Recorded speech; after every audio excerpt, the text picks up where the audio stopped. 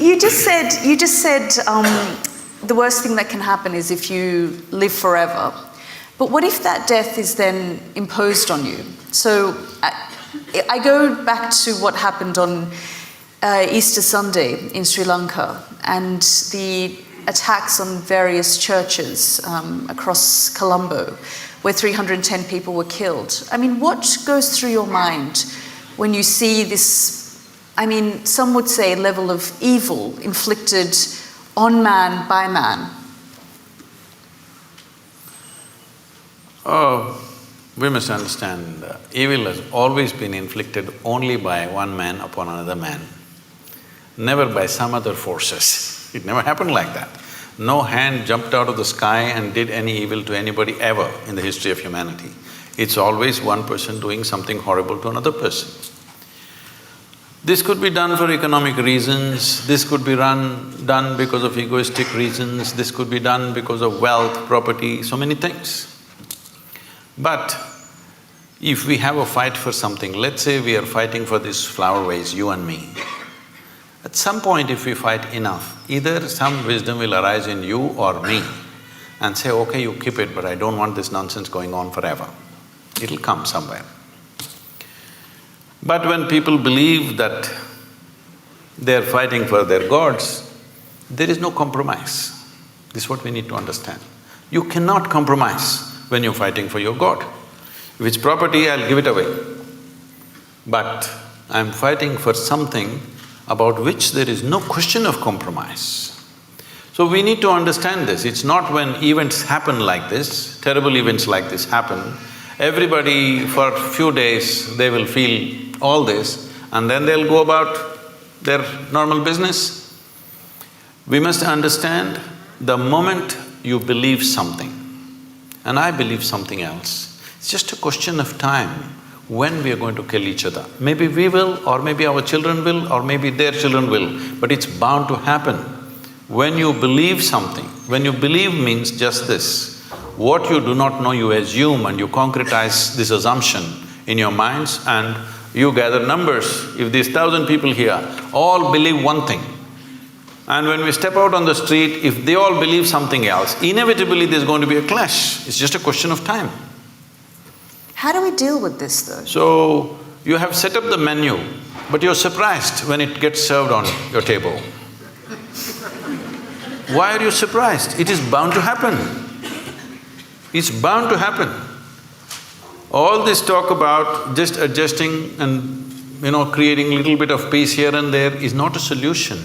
One fundamental thing that we should do in the next 25 years, if we are really concerned about the future of the world, because the day of the sword is over. Now it is a day of a deadly button which can do things that you can't imagine ever. Those kind of things it can do. Well, these deadly buttons are being spoken about on a regular basis these days in various places. So when this kind of capability is there, it's important in the next 25 years, we have to establish in the world, your religion is your personal pursuit, do whatever the hell you want. But it cannot be a national or global agenda. This must be set 100%. If we don't do this, we are not looking at just a few churches exploding or somebody shooting in the mosque or something else. You could have nations exploding into bits. A large part of humanity can go into bits because that's the kind of empowerment we have in terms of technology. It's not like you'll take your sword and kill 100 people. You're going to just take away millions at a time. So when this kind of empowerment is there, these kind of rudimentary beliefs, when I say rudimentary belief, I'm just saying, you believe something that you don't know. Let's understand the word belief first of all. I'll ask you a simple question, is it okay? Am I too abrasive for you? You said it's head talk.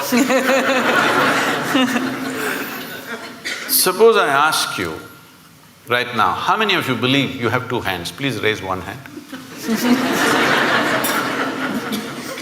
Do you believe you have two hands or do you know you have two hands? No.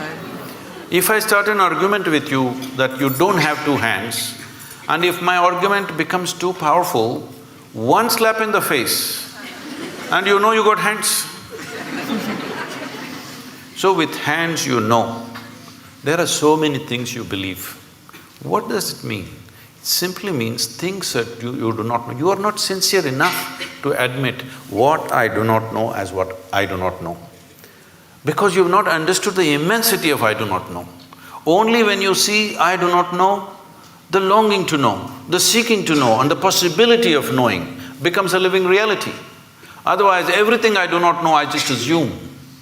What is the point of that? The moment you assume and you gather 1,000 people who assume the same things, and I assume something and I gather 10,000 people who assume the same thing, clash is inevitable, believe me. But it's easier said than done to say, well, in the next 25 years we need to get out of this mindset. Well, never before this was possible. Today we are sitting here just talking to 1,000 people, but you know that today we have means, what we speak here, we can make it reach the entire humanity. This was never ever possible. Many fantastic human beings have come, but what they could do was minimal, because when they spoke, hardly 10 people heard. Today you can sit here and speak to the entire world. When you have this capability, how come you say you cannot transform the world? We can. It is just that, are we committed to making it happen? I was just talking to somebody who is some kind of an expert on the internet. That's when I started going on YouTube and everything. This is about 12 years ago. I was talking to someone in United States who is some kind of an expert on the internet affairs. So I've never gone browsing or anything, I'm just busy with what I'm doing. So I just asked, what are people looking for hours on end they're on this net? So he very casually says, Sadhguru, about 70% is pornography. I said, what? He says, yes. I didn't want to believe him. I said, this is not possible. It can't be 70%. Maybe some people are looking up something. But then I check with a few other people, everybody says 70% of data is pornography. And they tell me, every year some 1.2 million children below 15 years of age are being sold on internet. What's wrong with us? I'm saying, when such a tremendous tool of technology comes to us, we want to sell our children? Is this how we use it? We want to change this. That's why I'm loud in the last 10 years, out on the internet. Do you think, though, that technology is a good thing or a bad thing? Technology is neither. The beautiful thing about technology is, if you learn to use it, it works for you. But who you are will decide how you use it, isn't it? But how do you So what we need to fix right now in the world is, who are we? This is what we need to fix. We've all become many things which we are not. Essentially, we are born as life on this planet. Rest of the things are taught to us, isn't it? Stop teaching all this stuff which makes us something other than human beings. I mean, you can say this as Sadhguru, but how do you deal with a 15-year-old who spends 6-7 hours of their day on a phone, which then impacts their mental health, their state of mind? See, being on the phone need not necessarily impact the mental health. But what is on the phone? That's a question, isn't it? Right now, at least in India, whatever they may be looking for pornography, but Sadhguru pops up.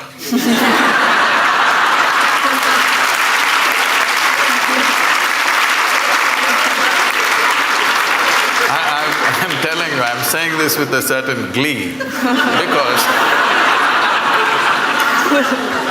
you know, I'm just walking in Bangalore city.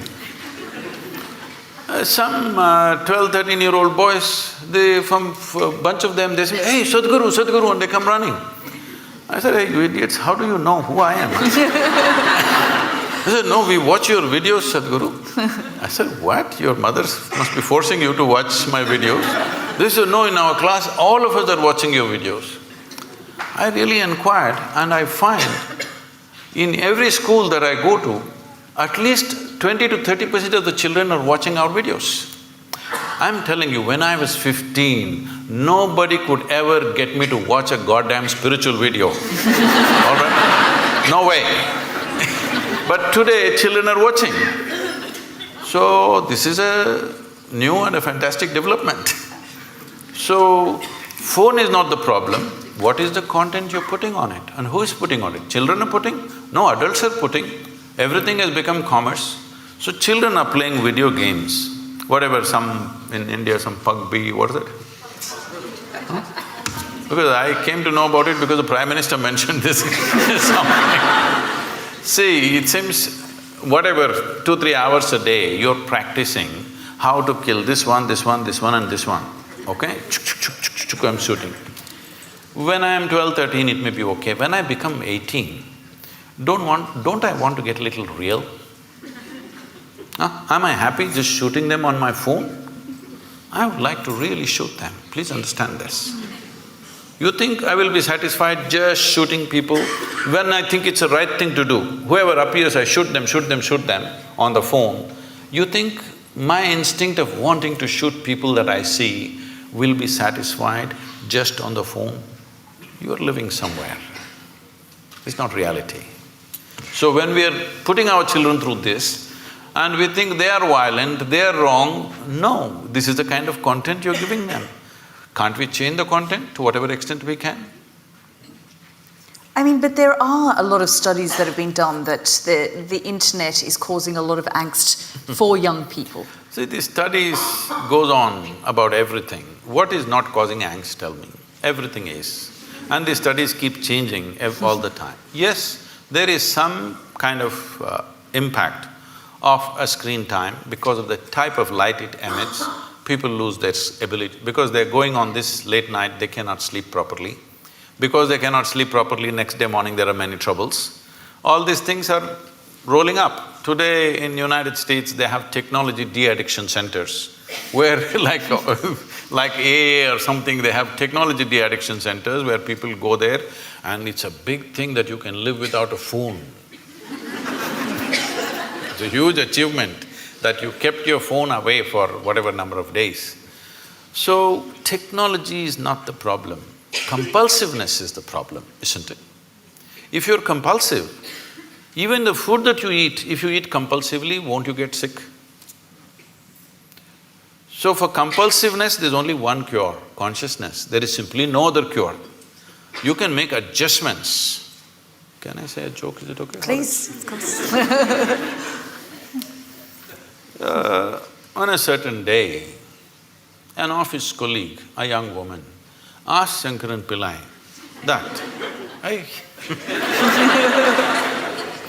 that if she could get a lift in his car. So, he took her in the car and he was driving.